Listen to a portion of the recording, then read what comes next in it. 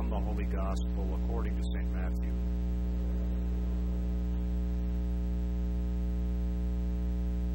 As Jesus passed on from there, he saw a man named Matthew sitting at the customs post.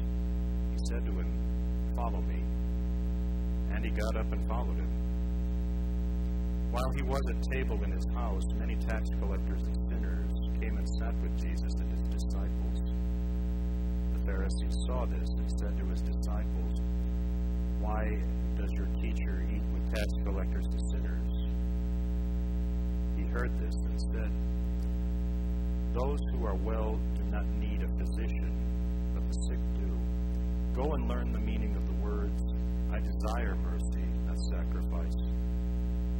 For I did not come to call the righteous, but sinners." The Gospel of the Lord.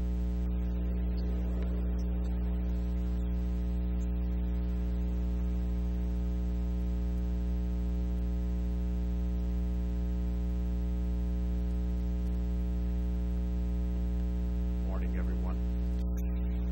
Well, first of all, I want to welcome those who join us on television, as always, and would also like, on behalf of everybody here at the Cathedral, to express our congratulations and wish our joy to our three new priests. Father Jesus Lopez is going to St. Gabriel's in Paradise Valley. Father Matt Lowry is going to Holy Cross in East Mesa. And Father Arthur Nave to St. Thomas Aquinas in Avondale. So our congratulations to you and your families and all the joys and blessings of serving the Lord in the life of this church. There's a priest I've worked with. He's at Mount Angel Seminary, just out of Portland. He's also a very well-respected psychologist. He gave a talk to vocation directors once. I think it included the most remarkable account of forgiveness I've probably ever heard. But there was a Vietnamese nun in the Portland area, and she became ill and was dying of a very rare form of cancer. And what she did was she agreed to participate in an experimental program that involved daily injections or shots of a very powerful new anti-cancer drug. This was 20, 30 years ago. But the very first day that the drug was to be given her, she showed up at the medical center. She brought several members of her immediate family to be with her. There were quite a number of people in the room there.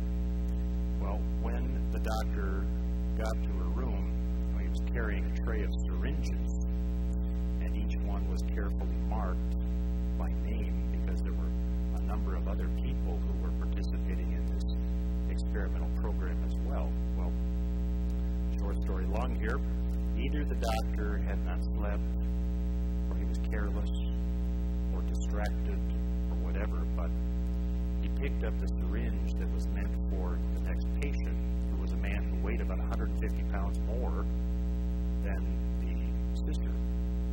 So he injected the full syringe into her arm and almost immediately realized what he'd done and that the dose would effectively kill her.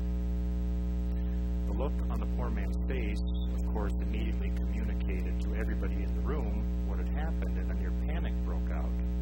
We've got the doctor sobbing and berating himself. We've got the family wailing.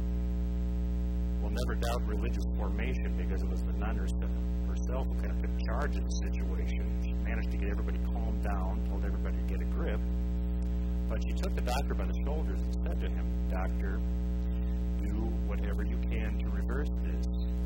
I forgive you for what's happened, but you have got to get on with your work and not be crushed by guilt." Then she turned to her family members and told them, under no circumstances do you even think about bringing a lawsuit against this doctor or this hospital. And early that afternoon, she died.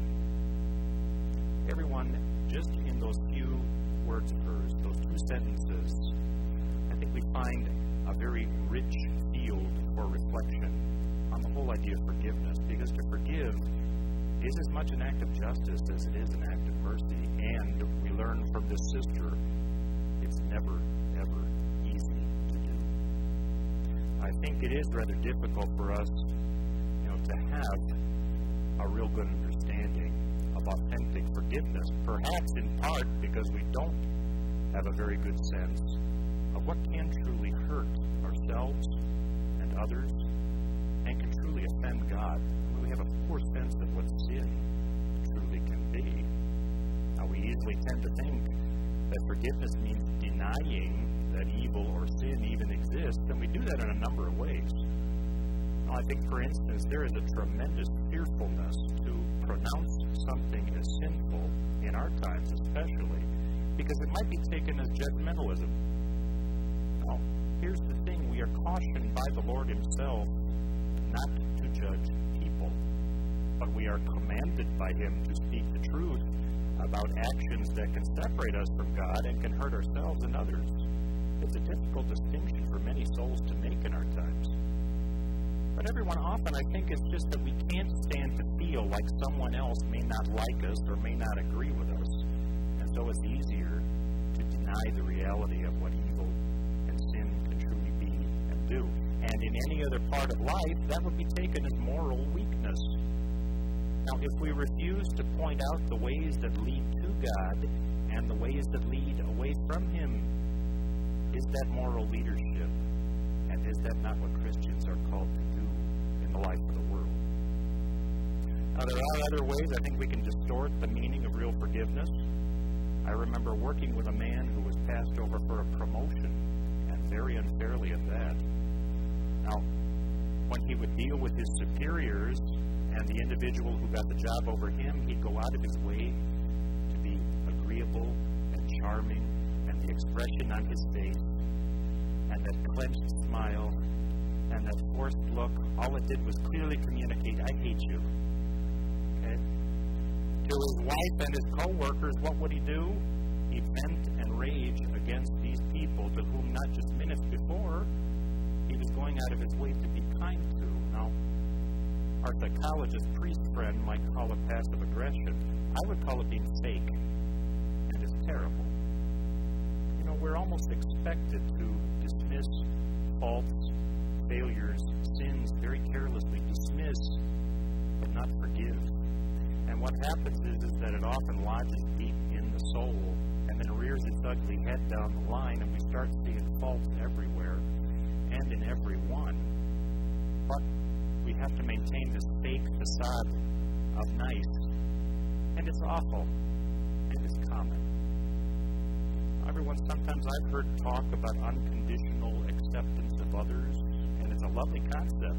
It really is, and it works only in theory, because then we run into a real person.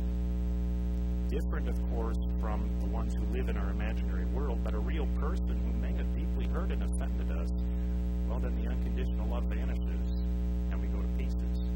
I've actually heard people say, I am a very accepting and forgiving person, but what she did, what he said, how she acts, how he thinks, it's unforgivable. Certain amount of contradiction to be found in those words. Careful what we say sometimes. You know, this might give us some insight into the words that our Lord used very often. Hypocrisy. You know, most of us think when we hear the word hypocrisy, it means the old not practicing what we preach. And that, too, is a very easy idea to toss around carelessly. I've known dozens of individuals who take delight in labeling people who practice their religion as hypocrites, labeling people who they don't like or agree with as hypocrites. And once again, I believe the good Lord issued a rather stern warning against judging